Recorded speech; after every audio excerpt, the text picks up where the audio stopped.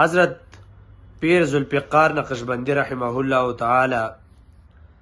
دا هغه انسانو چې الله رب العزت دله په علم کې دغه رنګې په پیرتوب او موریتوب کې دغه رنګې دنیایي تعلیم کې الله رب العزت ډیر مهارت دوی له ورکړی و او دا د حضرت اشرف علي تانوي رحمه الله دغه رنګې د مجدد الفساني رحمه الله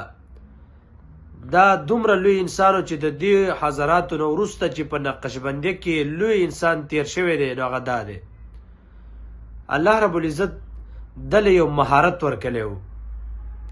په دې دور جدید کې چې هغه په کومه طریقه باندې الله رب العزت له دومره لوی شهرت ورکړی و چې په ورلډ کې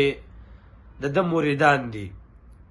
په ده ښکلې طریقه باندې د دین خدمت د سره انجام که لیکن د الله رب العزت یو خپل قانون دی ټایم انسانان له مقرر کړی دی چې هغه ټایم راشي نو بیا انسان له مرګ راځي الله قرآن کې فرمایي چې د انسان ټایم لا یستأخرون ساعة ولا یستقدمون نه مخته کېږي او نه وروسته کېږي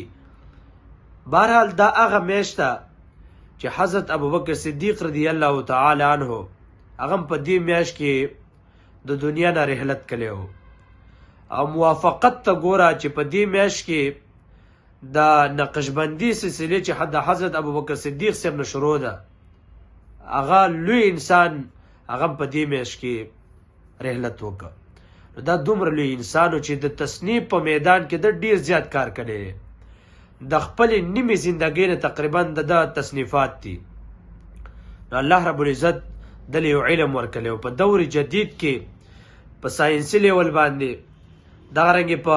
پیر او موریتوب سره سره الله رب العزت دله علم هم ورکړی و ګله پیر هله کامل کېږي چې الله رب العزت له علم ورکړي بیا